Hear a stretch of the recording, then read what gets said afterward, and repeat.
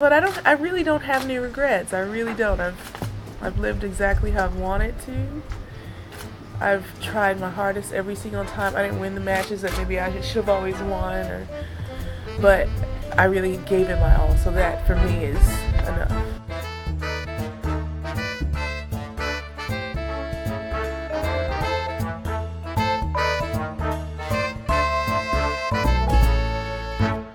Hello everybody, we're back from hiatus. This is the Body Serve. I'm Jonathan. And I'm James. Yeah, we've been gone for a minute. 2 weeks. 2 weeks and 1 day. Something like that. Why were we gone? Because I wanted a break. Full stop. That's all you've got to say to those who've been waiting to hear from us? That's your tired, lame excuse? I think it's a pretty good one, yeah. I agree. Yeah, I mean, we took a break, but tennis did not. Tennis ramped up the action like nobody's business. There were like 17 tournaments. Quite a few we might not even touch on this episode because there's other stuff to talk about. Yeah. A lot happened. We've got to get through. We're not going to catch you up on what we're doing because we're not doing anything. We just gardened. We set up our garden. That's Very not nothing. You don't often hear that verb in the past tense. We just gardened. Fascinating. Mm-hmm. What do you want to start with? The Bel-Ami final? Yeah. So for all the mothers and grandmothers out there, don't look that up. Do not Google this. We're referring to the Robert Pattinson flop. Flop? Of the same name. It was a movie. Oh, that really? Nobody saw. I didn't know that. Yeah. See, I tweeted about the Bel-Ami final and somebody said that to me and I didn't quite get it. Because, Robert Pattinson has just never been on my radar. Did not even register. Did not know that. Well. There's a running joke that Thiem and Zverev are the sons of Nadal and Federer, respectively. Mm. And there was that photo shoot where Dominic and Zverev were looking very Bel-Ami-esque. Yes, looking very Central European. Mm-hmm. Looking like they were posing ahead of the shoot. There's also this active Thirev ship going on all over social media that I feel just popped up. I think a lot of these Sasha fans just appeared out of nowhere. I'd all of a sudden, never seen this before. Mm-hmm.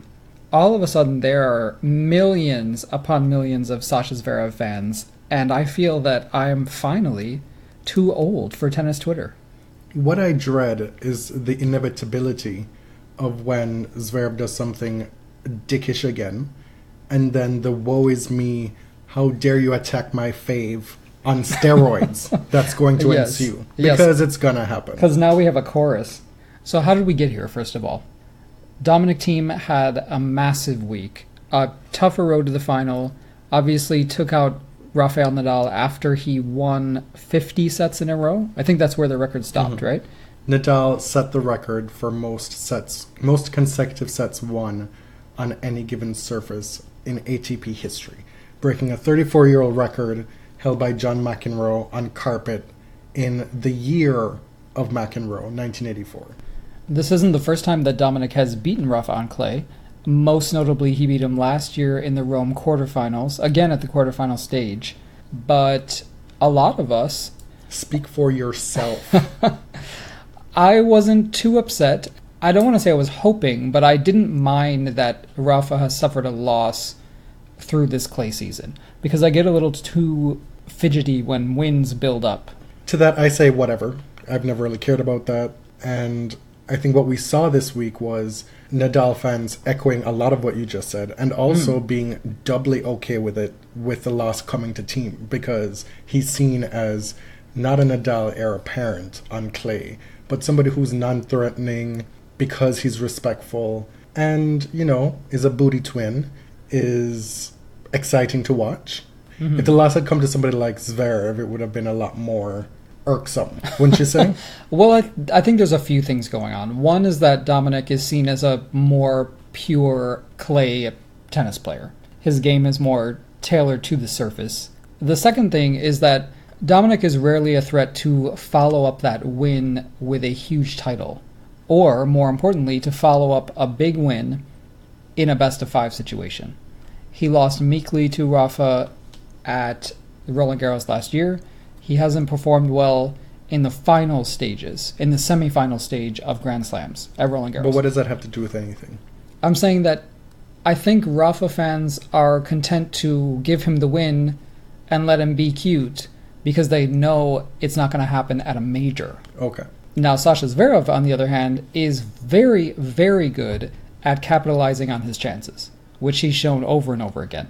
Again, last year, Dominic took out Rafa at Rome, Djokovic took Dominic out, and then Zverev won Rome for his first Masters title. This is a guy who, if you're looking to, who plays on the big stages well, he hasn't shown it at majors yet, but in championship matches, he's very reliable. Having lived through the early years of Federer, I see a lot of parallels between Zverev and Federer. Not to say that Zverev will go on to have the same kind of career, or even half the career that Federer's had. But there was a when will he looming over Federer's early career, where every time he showed up at a slam, folks were expecting the big breakout moment. And then it took a little while, right? He had moments where he had to control his temper, get his game into focus, which is not dissimilar to Zverev. Mm-hmm. And we've talked and heard lots of people talk about how Zverev is yet to make the fourth round of a slam, which is crazy for somebody who owns 3 Masters 1000 titles. Mm-hmm. He's won a slew of other smaller events, and he's only, 21? Yeah. That's the other thing. 21 is extremely young in men's tennis these days. And Roger, it felt that he had made us wait for a long time. It really wasn't that long of a time. It's just when you're in it, it feels like, okay, when is this guy going to break through? He's so talented. But 21 is still a baby. Sasha has been trying to put on muscle, gain endurance, and these are things that just come with hard work and time. Unfortunately for him, it's just going to take some growing. This final, though, was a huge disappointment. I think that's the only way I can put it. It was 6-4, 6-4. It did not feel that close. It didn't feel really at any moment that Dominic had much of a chance. It's interesting that Zverev and Kvitova, the champions this week, have less traditional clay court games. They play first strike. Zverev won this final by winning the majority of short points. And it's almost like a video game tennis. Straight lines, big serves. It's not grinding, looping clay court tennis, but it's effective. We've seen a lot through this clay court season of so-called non-traditional clay court players playing well. If you look back to when Sharapova figured out clay, to some extent, don't kill me here, but Serena figured out clay too, in terms of getting the big results that she didn't get earlier in her career. For the longest time, more consistently. Yeah. For the longest time, she had only won one French Open. And from the turn of, I would say, 2010 maybe onwards, we've seen that big hitters succeed on clay. Not to say that somebody like Nadal can't generate the spins and play his brand of tennis to negate all of that. That still happens. But there's more room for your traditional power hitters to do well on clay, providing they can figure out their movement and whatnot. And added to that, I saw something from Matt Trollope earlier in the week saying it's a pity that we don't really get a full grasp of what to expect from Roland Garros, because none of the lead-up tournaments on clay, except for Rome, really give you a semblance of what the playing conditions will be like at the French Open. You have green clay in Charleston, you've got the slippery surfaces in Stuttgart where you get Colleen in the final, and then you've got Madrid with the altitude, and you get to Rome now, and that's like the last tune-up before Roland Garros, and you don't really have a full picture as to what to expect. That said, you still have a lot of the same names showing up from week to week. You have Kvitova winning, you have Pliskova going deep every week, Kiki Bertens is doing well, winning Charleston and then getting to the final in Madrid last week. It's difficult to make sense of any of it. You're talking mostly on the women's side. On the women's side, yeah. Sure, yes. Because on the men's side, you could say that Monte Carlo and Barcelona are a little bit closer to the red clay that they expect in Paris. Yeah, right? I mean, but regardless, the expectation is one-way traffic on the men's side anyway. That's true. Not that I'm expecting that, but that's where that narrative is. I'm just ignoring that altogether. Because of Rafa's dominance, what you are saying, the phenomenon is mostly on the women's side. Yes. Where big hitters or the dominant players on other surfaces can adapt better. But this came about, this discussion on my end, in response to you talking about Kvitova and the big hitters doing well, right? Like, there's a reason for that. Petra's done well in Madrid before. She's won 3 times. You could explain away Coco's finals appearance in Stuttgart because of how the surface was playing. Kiki, which we'll get around to talking to in a little bit, she's somebody who actually has shown a uniformed clay court pedigree. Yes. Throughout her career. If you want to peg somebody as having clay court aptitude or being a specialist or whatnot. That said, I still think somebody like Petra can Petra on any surface. Do you see what I'm saying? She's like shown the that, big yeah. hitters, provided they're moving well enough, they can get the job done as well. But back to this Bel-Ami final. Sasha Zverev, for all the derision he comes under on this podcast, he was so focused, dialed in from the jump. It was a really impressive performance. And we saw it in Canada last year, in Washington, in Rome, and now in Madrid this year. Because he won Rome last year, I don't think we can say this is a fluke, that the surface was playing in a way that, made his game more lethal, because he can do it in other places. He won, get this, 68% of his own second serve points. Like, that shouldn't happen. That's because, yes, he was dominant on serve, but Dominic was just not making it happen. He was not taking his chances. He didn't seem like himself. And I mean, it's understandable if he was physically and mentally exhausted after beating Nadal and then Anderson. He had never beaten Anderson before. And he also had to get through Borna George. He's 24 years old. 23, 24 years old. He's used to playing year-round. The Nadal match was two sets, not even 2 hours. He should have been up for that final. I don't buy that. I agree. Sometimes you're just not there. Your game isn't there. It seems like that's what it was. Mm-hmm. When he's firing, he's incredible to watch. When he's not, it's kind of a train wreck. It's just bad. I was going to say before the final that Dominic had kind of reverse Samsoned himself. He cut his hair and seemed to regain power. Lots of folks out here talking about how the haircut is terrible. I do not understand that. I don't mind the haircut at all. I mean, like, he's young, and that's what young guys wear these days. Mm-hmm. So, I suppose it is a fuckboy haircut, according to commentators. Didn't you have one? I did. Was I a fuckboy at the time? I don't think so. I'm still not quite sure I know what a fuckboy is. We framed this as the Bel-Ami final, and then we have pictures of Alex Zverev kissing the knob of his spiked dildo trophy. Oh my god. The trophy is hideous, but it is phallic with a sense of real danger.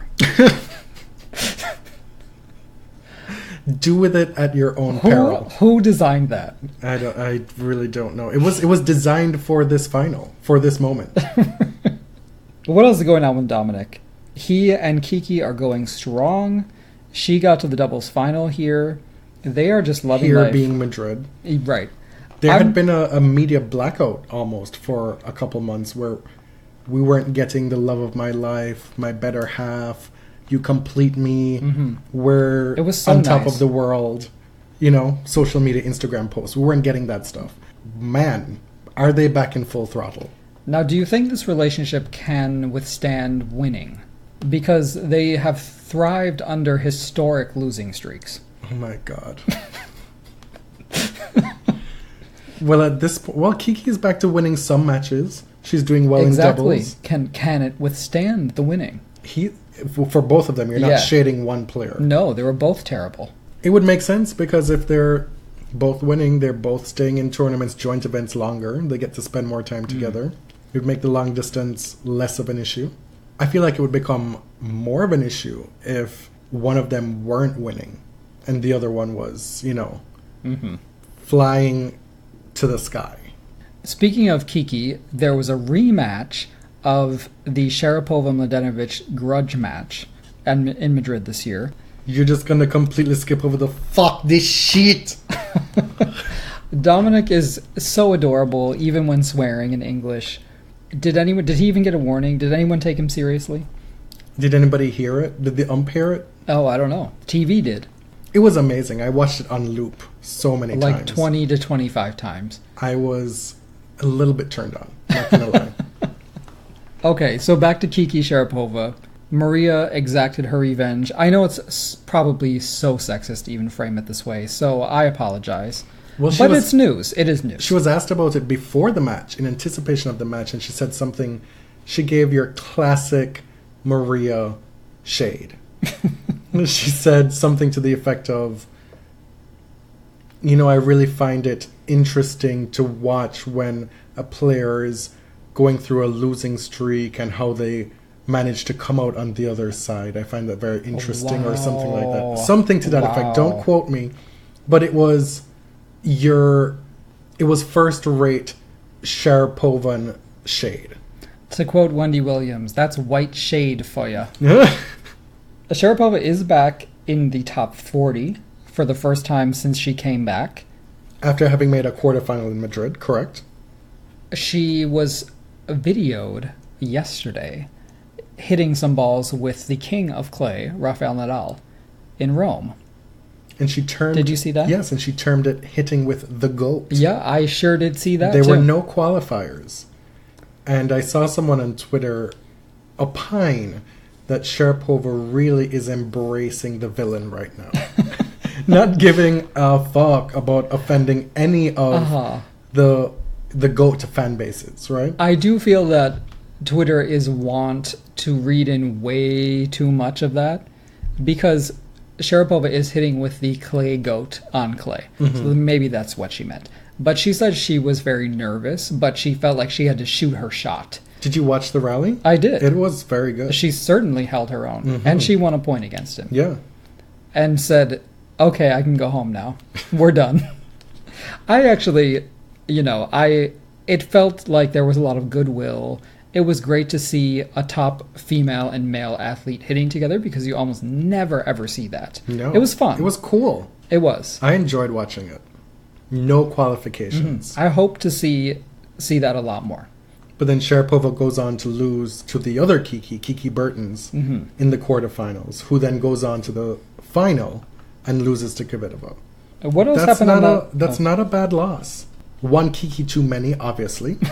But that's not a loss to be cut up about. Mm-hmm. Petra Kvitova is one of the more remarkable stories of this season so far. I don't know where to start. She won her 4th title of the year in Madrid. We actually missed last week. She won Prague, also on clay. Which makes 5 since her comeback, right? Right. So she came back, around a year ago. It was the French Open. Right. She played in the French Open last year. Surprised us by playing at the French Open. She had success on grass, won a title there. And, it was hit or miss. She had great shining moments, but this year has been truly something else. And her coming out on clay is beautiful to witness. Now, as you mentioned before, this is her 3rd Madrid title, so this is not unheard of. And again, she won Prague on home soil. Yes. So I still wouldn't read too much into it.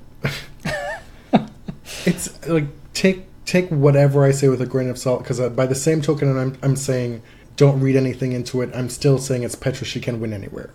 Okay. But I will say, as you said earlier in this episode, I think, Petra can boss almost anyone, almost anywhere. And that Petra's peak is better than almost anyone in history. I would put her best against, I don't know, everyone but Serena?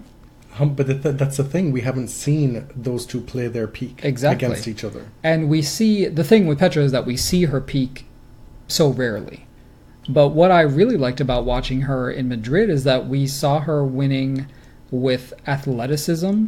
She was willing to scramble. And I think her athleticism is something that's underrated, because a lot of times she can boss people around the baseline with her ground strokes. But on clay, where it has a bit less impact, she was exhausted, and you saw her dig deep mentally. She was exhausted from the second round. Right. It looked like she was on death's door from very early in the tournament, and she managed to just keep going to the point where she was winning matches more easily at the end of the tournament. Mm-hmm. Now, the final, she should have been down and out in this final. She looked like she could barely walk around the court in the 3rd set. And here we are. She dug deep again. And I know this is a sports cliche, but it was incredible to watch. How deep did she dig, James? And against someone like Kiki Bertens, who has a game tailor-made for this surface. She plays with topspin when she needs it. She has an incredible forehand. She did a lot of drop shots, short shots that drew Petra into the net and passed her with precision. It was a great contrast in styles, but for Petra to be able to deal with that and get through Kiki was an achievement in itself. Kiki is truly the new Kiki of clay this year. Bertens has 5 career titles, all of them on clay, winning Morocco, Nuremberg twice, Gstaad, and then this year in Charleston. And if you recall, 2 years ago she was a Roland Garros semi-finalist, losing to Serena. Mm-hmm. The big takeaway here for me is how fucking awe-inspiring Petra Kvitova is. We thought that her life was in danger at one point, and then when she survived the attack, when it became known what exactly happened and the extent of her injury, we wondered if she'd ever play tennis again. And then she came back, and it was like, well, can't really grip the racket fully. And we wondered whether she'd ever be able to play at her best or close to her best. And what she's doing this year, she tweeted something about never say never. And to my mind, her and Venus are the never say never queens. Mm-hmm. And it's no surprise that the two of them, when they play each other, give us just crazy shit. They respect each other. I think they recognize each other. They see each other. Mm-hmm.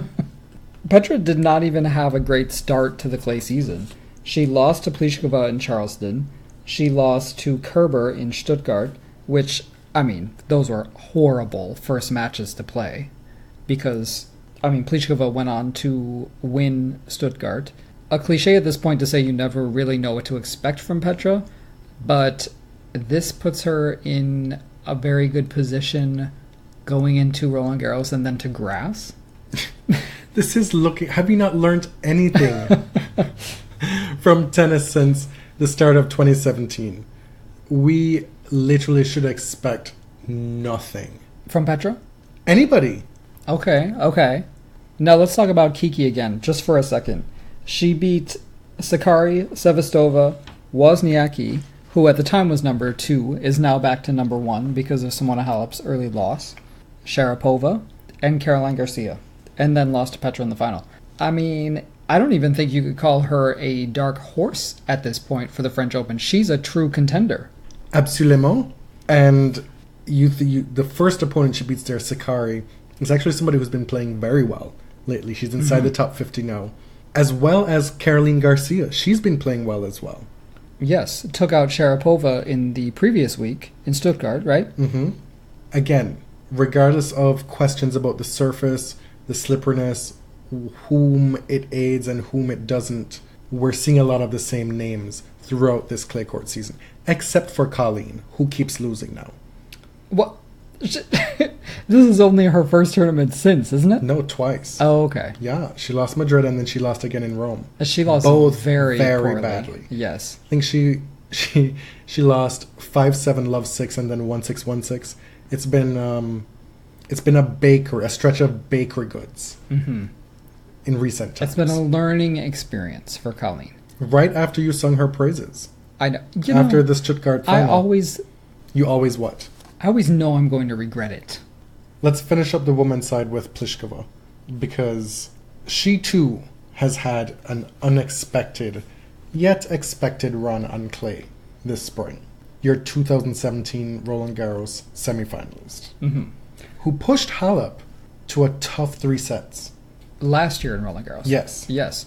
And beat her this year at one of Simona's best tournaments, Madrid, and one that is run by Uncle Jan Tiriac. And again, I see Carolina as a player who is adjusting her game enough to succeed on the surface. She's not playing full-out grass court tennis, for example, on clay. She's adapting, she's retrieving, she's learning to extend points a little more and not go for that big shot to end the point, just like Petra. Her movement is underrated. It's gotten better.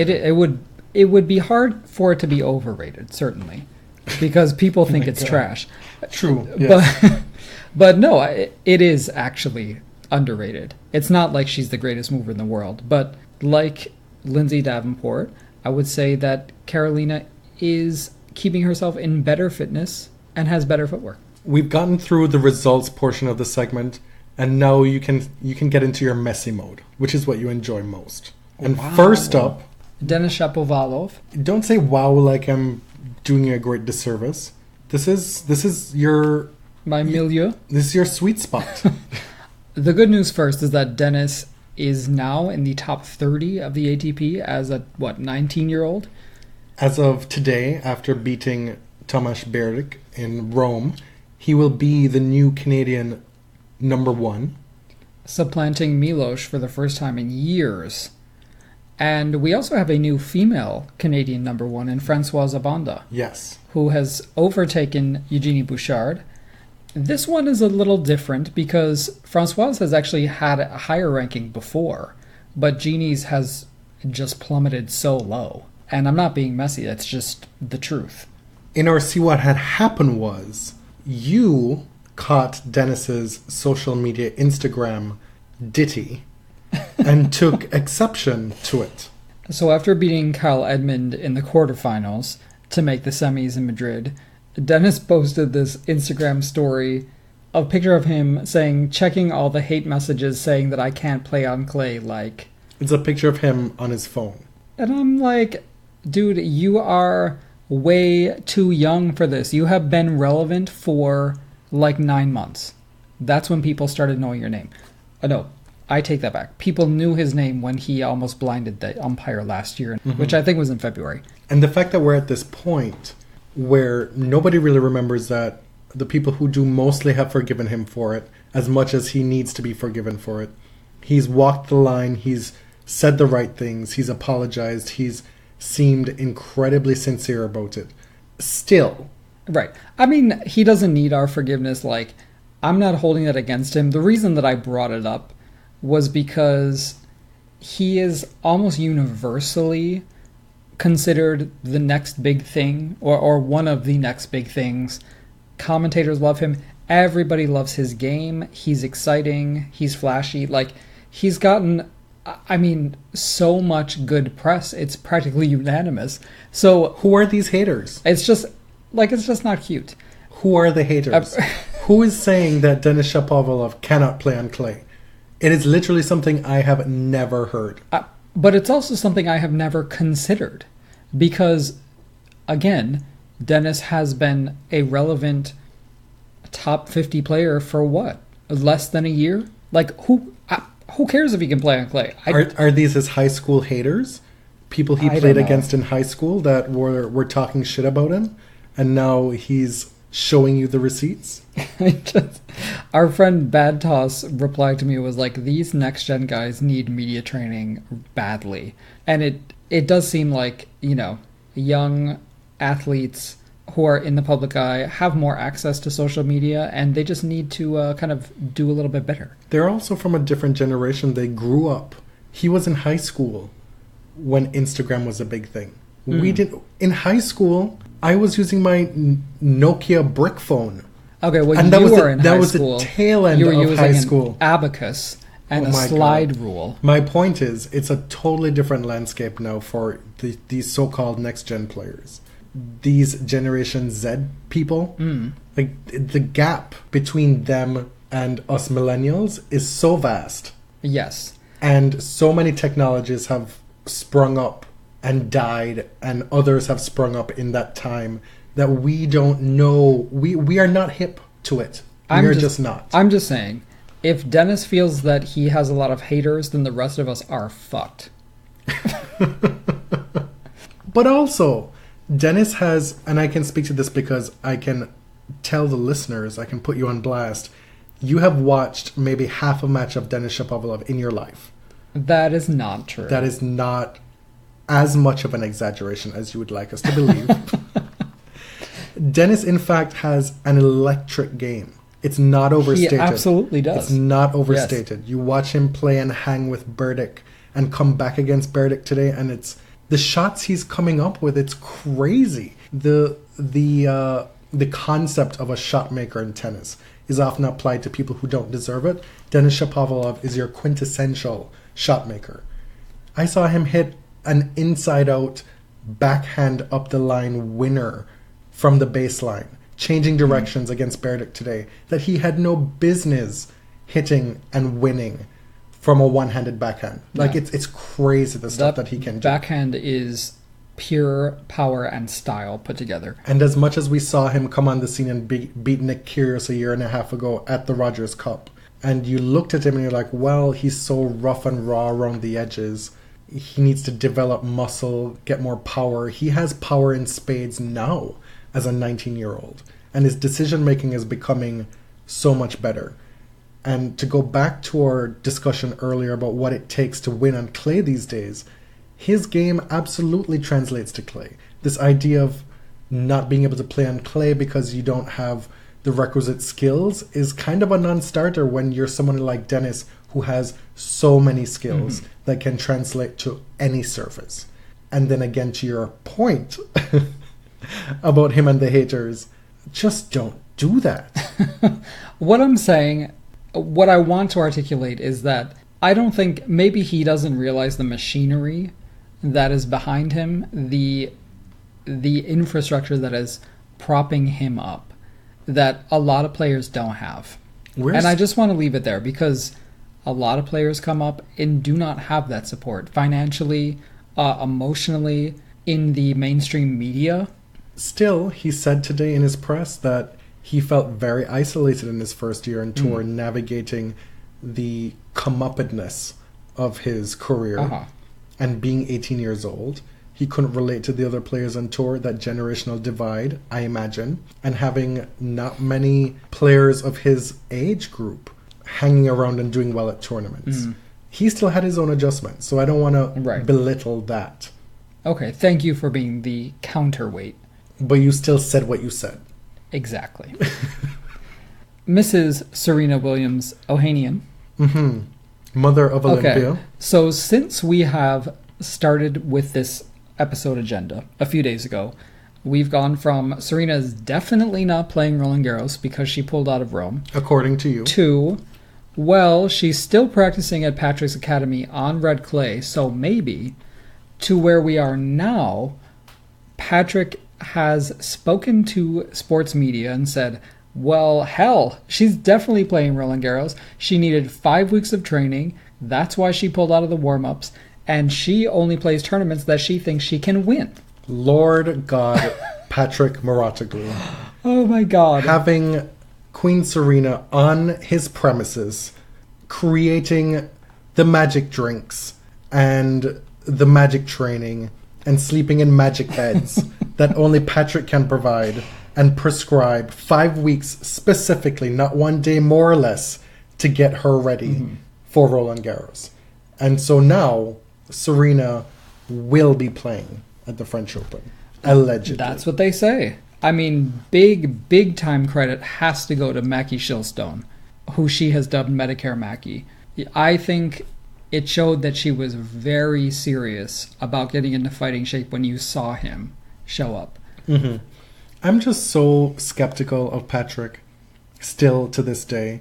Well, I think it's a healthy skepticism, because let's give credit to Mackie Shilstone, because we actually saw the work that Serena was doing with him. We haven't necessarily seen the work that she's been doing with Patrick. What we've been seeing is a lot of PR stunts and PR opportunities for his academy. Speaking to people, promoting the academy, and hearing from Patrick about what he is doing to get her ready. That's all I'm saying. Not that he isn't influential and is critical and crucial to her success. Not saying that. But he needs to not be doing the most all the goddamn .time.gif.org. Oh, that's not what I was going to say. No doubt Patrick is a megalomaniac. Everybody knows that. He's a star fucker, if you will. But Serena obviously feels that she owes him quite a bit, because she's out there doing the promo for his academy as well. Don't you think? Sure, yeah. Her social media is very powerful. Like, it reaches a lot of people. And she's been participating. She's been helping him out. So I think that vote of confidence from Serena is a big thing. And of course, I mean, Patrick's the kind of guy who will use that to his advantage. And I guess if you coach a GOAT to, 10 majors at this point, why not use it to your advantage? I think what will be telling, of course, is what happens after Serena's done. Like, will a superstar come out of that academy? But for now, I mean, I don't blame him. I mean, if Patrick's a believer, he thinks he could have created the world in 6 days. He could have done one better. But the point of this is that Serena Williams is expected in Paris this year. And as a fan, I know, and as an observer, I know that Serena lives to crush our expectations. So tell her she cannot win. And put Maria Sharapova across somewhere in the first round and see what happens. Just today, we got the ruling from the ITF Independent Tribunal regarding Miss Alize Cornet and the impending case to decide whether she'd be suspended or not because of her 3 missed drug tests, spanning 12 months, ranging between the end of 2016 and into 2017. And she was found not guilty. The glove did not fit. She was acquitted. Let's put that out there. But the reason that was given was the doping control officer didn't do what was reasonable in circumstances to locate Cornet during the 60-minute window that's allotted for the test to happen. Yeah. The whole case was pretty interesting, reading the entire ruling and reading what's typically expected of a doping control officer. It gave so much insight, specificity into what this whole doping mechanism and organization involves, right? It really was legitimately fascinating. And we're going to link to it in the notes for this episode, and do yourself a favor and read it, because you learn so many other tangential stuff that you just did not know. Right. Something that I learned was that, first of all, the players have to submit their whereabouts for the entire year from 6 a.m. to 11 p.m. every day, and it's in and out of competition because she's in a certain level of players based on rankings. The pool, the top 60. When you're in the top 60, in the rendering that was given by the ITF, it gave a timeline as to when she was part of the 60-player pool and not, and then back in it and not. And it's the better part of 8 or 9 years, basically, since 2009. She's fallen in and out of it, but for the most part. And what I didn't realize is that you can update your whereabouts by email, by text, by this online thing. There's an app. There's an app for that. But there are, if your location is changing at the last minute, you can update the ITF on your whereabouts. Now, what was interesting to me is kind of the expectations of a doping control officer, like what is reasonable for them to do. If they show up at 8, the window is between 8 and 9 o'clock. They're supposed to, ring the doorbell, take steps necessary to connect with neighbors, for example. Calling the player is a last resort because you don't want to tip them off that there is a doping inspection coming. The first 2 missed tests were not in question on Alize's part. If I'm recalling correctly, initially the second one or the first one, she was contesting it but then didn't. Right. And then so this is squarely about the third missed test. The first 2 showed up to her apartment in Cannes, and the DCO, the doping control officer, had just missed her by like 15 minutes. Allegedly, she had to go fly to Fed Cup. She left early to go fly to another tournament to beat traffic to get to the airport in time, kind of thing. Which sounds kind of like hogwash and bullshit, but we're dealing with folks showing up at your house at 8 a.m., which to me is just mind-blasting. Like, that is not a life I lead. So I can't fathom that I should be on call waiting for some person to show up with her husband in tow. Right. No, you'd be like, honestly, I don't want to play tennis anymore. Exactly. Go away. You'd be like, well, this is crazy. And so the third time, Cornet was allegedly at home, but the buzzer system was not working. The same buzzer system that this woman had used the first 2 times was not working. When you make that initial buzz at 8 o'clock and nobody answers, you then are directed to go make yourself not visible, go sit down in your car, don't call, because if you call at that point, then you're giving the player ample time within that hour window to then go do all kinds of things to alter blood samples or whatever, Right. potentially. To either evade it or tamper or, Yeah. it violates kind of the covenant of... Prior warning or notice. Right. The just popping in out of nowhere is kind of the point. Yes. And so you go back to your car, you come back in 15-minute increments and buzz again.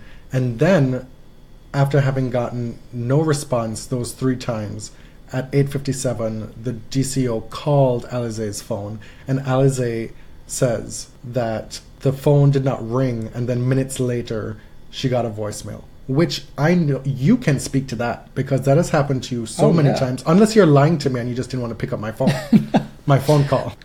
So, in the whole proceedings, they heard testimony from 3 of Alizé's neighbors saying that yes, she was at home, and yes, we definitely would have let you in if you had asked us, but you didn't ask us. This falls under the umbrella of what's reasonable for the DCO to do in that moment. Right. Because the doping control officer said, well, it felt to me like a matter of invading her privacy. To be like, well, the buzzer system's not working, I'm going to ask some person to let me in or just slide in through somebody else. How do I navigate that kind of thing? And the DCO said that she didn't have training for that specific incident. And the ITF said these things are purely within the protocol, that she should have sought other means of contacting the player without directly contacting the player, basically. When they're at, say, for example, when they're at an athletic facility, they are charged with going around asking staff, looking for coaches, going to every court they could possibly be on to find them. But they are still required to stay in the original place that was agreed upon. Yeah. Because they don't want to be missing anybody in transit. Right.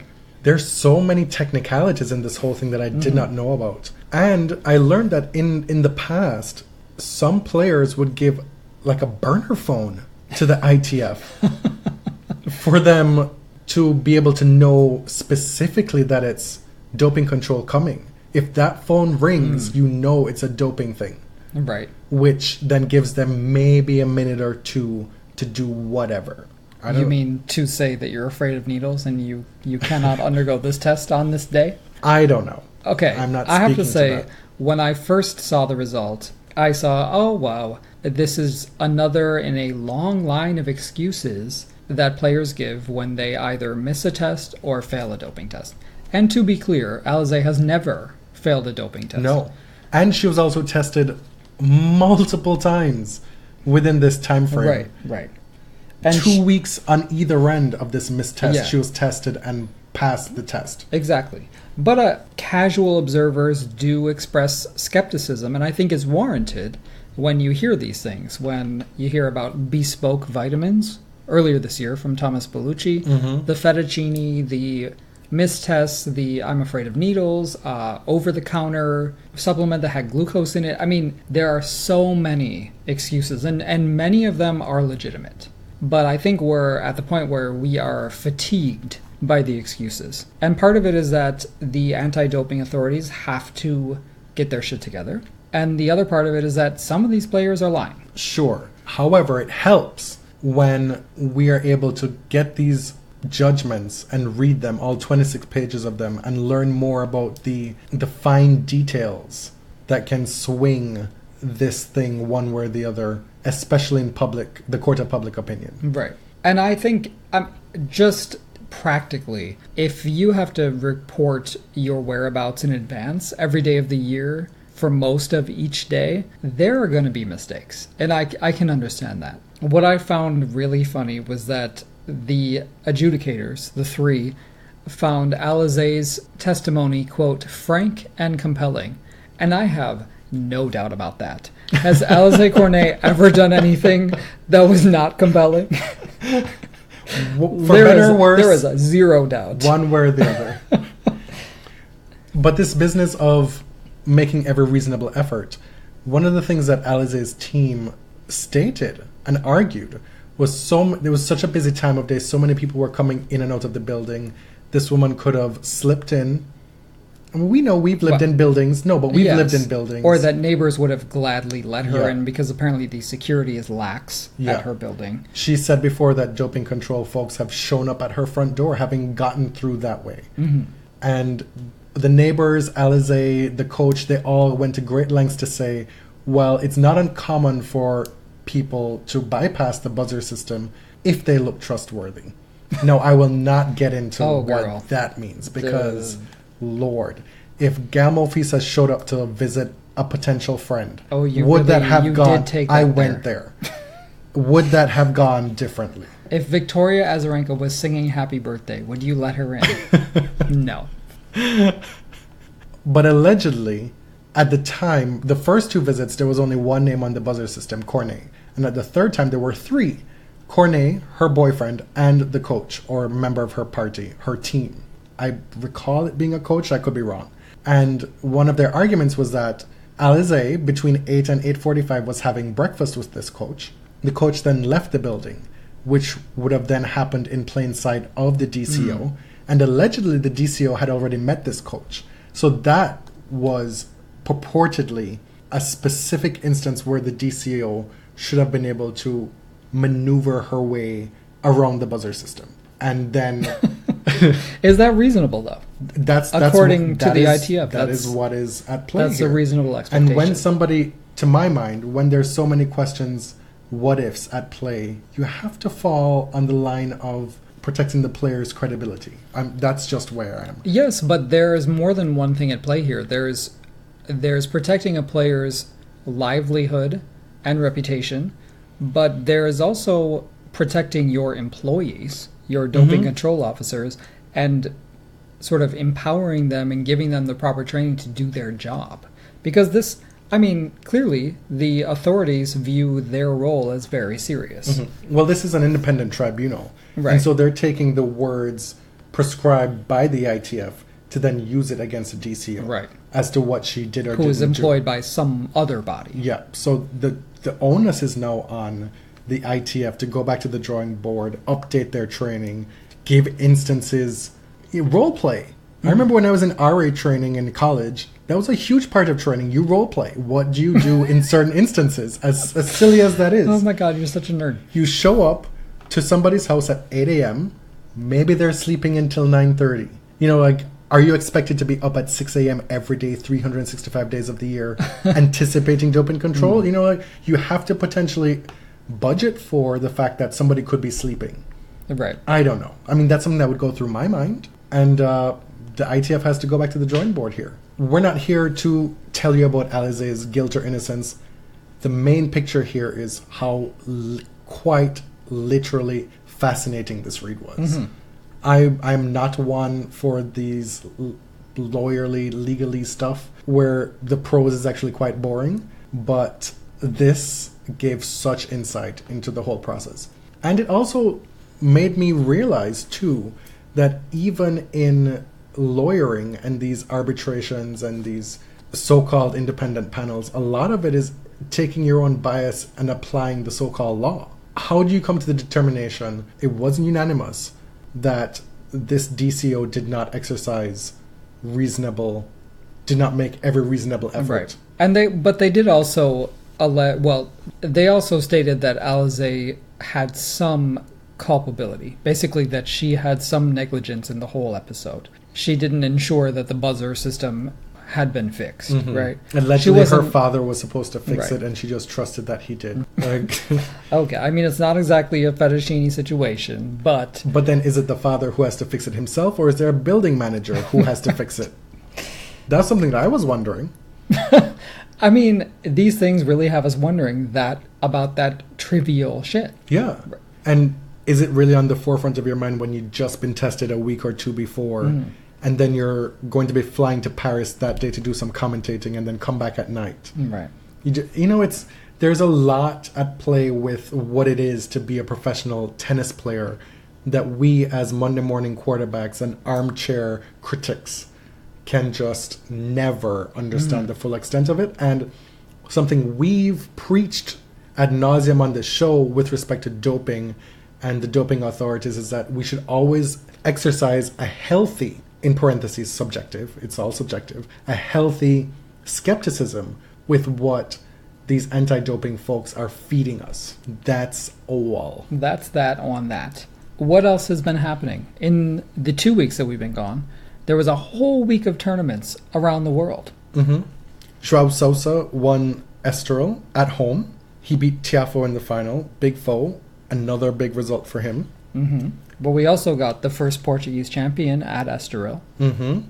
Tsitsipas backed up his final appearance in Barcelona by making the semifinals in Estoril. Tero Daniel beat Malik Jaziri to win Istanbul. We talked a lot about Alex Zverev at the start of the show. But I think we neglected to mention this is his second consecutive title. Yeah. He won in Germany, in Munich, against Kohlschreiber, who has also been having a crazy stretch of good play. He too just beat Jack Sock today, right before we came to air in Rome. Zverev beat Young Chung in the semifinals. Elise Mertens also on a big run of her own. She beats Tomljanovic for the Rabat title. And after we did a segment on Taylor Townsend and Chris Eubanks on our last episode, we can report that Taylor Townsend went and won another challenger. This time she won in Charleston. I saw her beat Heather Watson and Althea Gibson to start this whole swing in Charleston before she went on to lose to Vesnina.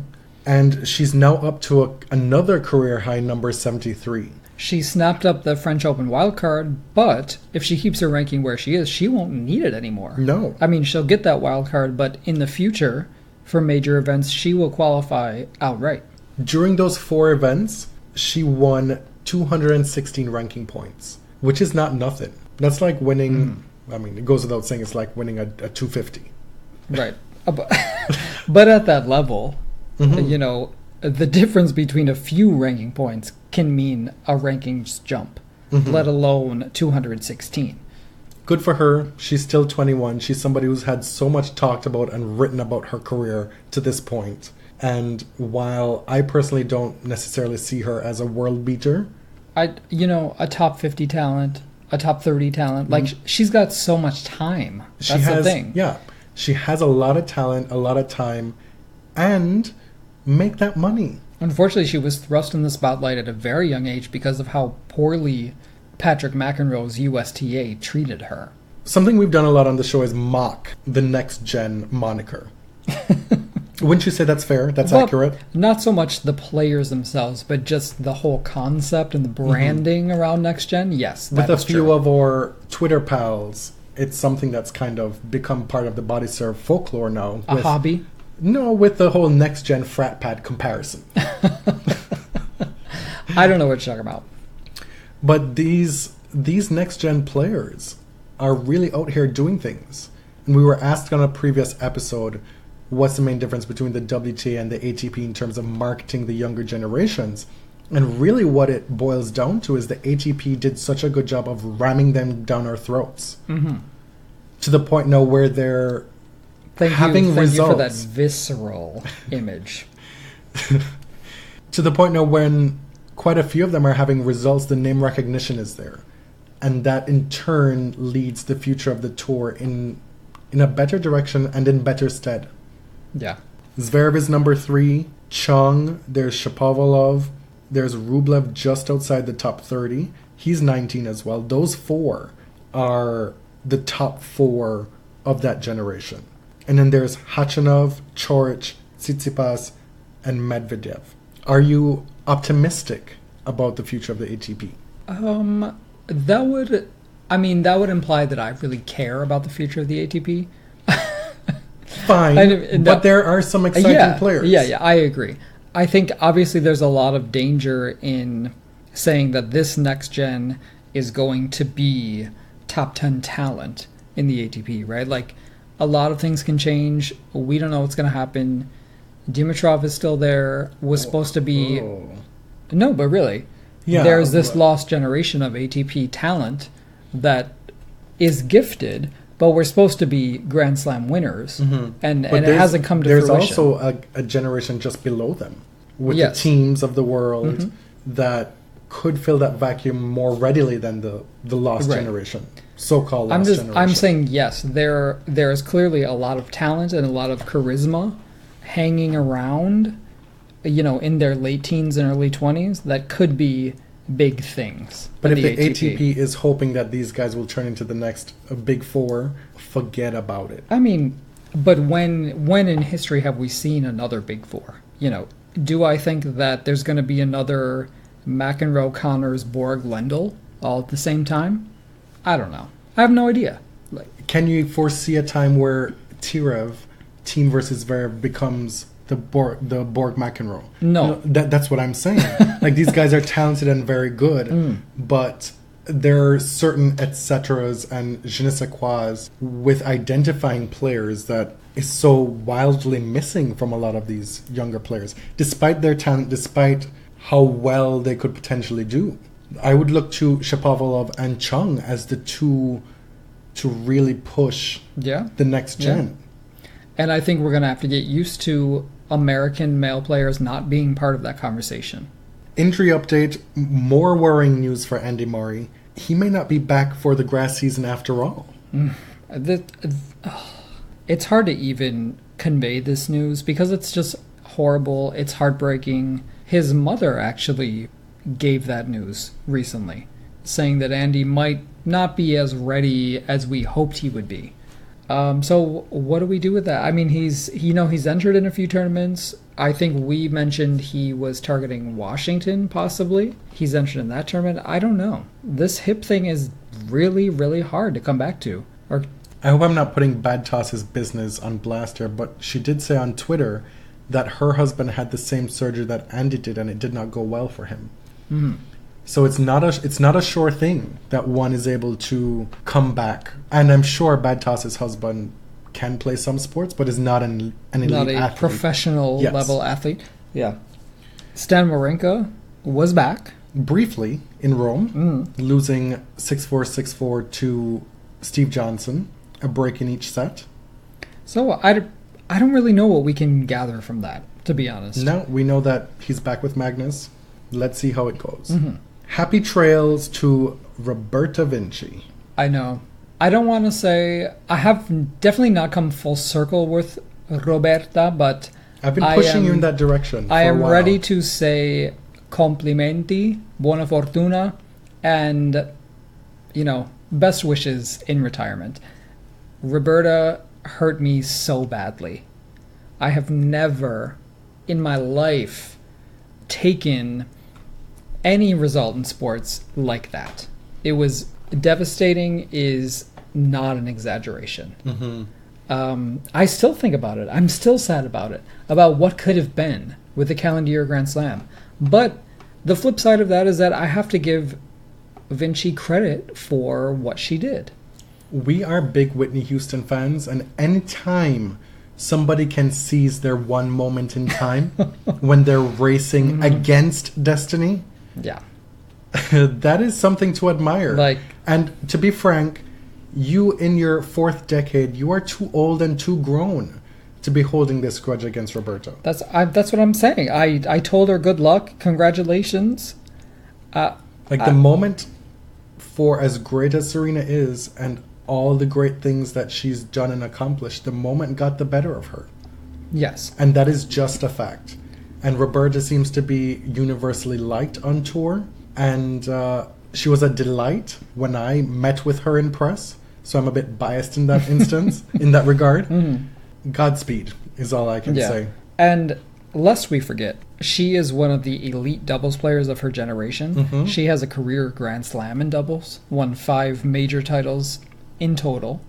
And she has a distinct game that we do not see in practice very often on the WTA Tour anymore, and that she was able to take that game to a Grand Slam final is a credit to her. And she was able to author one half of the all-Italian women's final, which was the banner event for that great generation of Italian WTA players. Yeah. And speaking of, 4 Fed Cup titles. Mm-hmm. The Fighting Italians. Spare a thought for Alexandra Krunic, who now is the answer to the trivia question. Who was the opponent, the winning opponent, who sent both Kimiko Date and Roberta Vinci into retirement? I have to say, I'm going to view her with suspicion from now on. Thierry Cote, one of our Twitter friends, referred to her as the Croon Reaper, which was great. Which is apt. I almost stole it inadvertently. But if one of my favorites, who is aging, goes up against Krunic, I'm scared. Mm-hmm. We'll finish the episode with a piece of mess. With your moment of zen. That is still so difficult to believe that it actually happened. The official Rome Twitter account referred to Caroline Wozniacki as Pushniacki. What? How does this happen? It was a tweet in Italian, but the words Caroline Pushniacki jumped out. What were they thinking?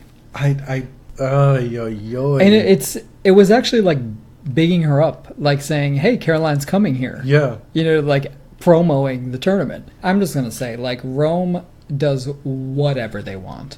Like, we know that. And in keeping with the current generation of Italian players, like, they said what they said. And I give them credit for not deleting that tweet. Regardless of how rude it was. On that note, let us wrap up episode 122. My name is Jonathan. You can find me on Twitter at tennis_John. And I'm James. I'm at ElliotJMR. 2 L's, 2 T's. The podcast is on Twitter at TheBodyServe. Similarly on Instagram. Till next time. Thank you. Thank you very much.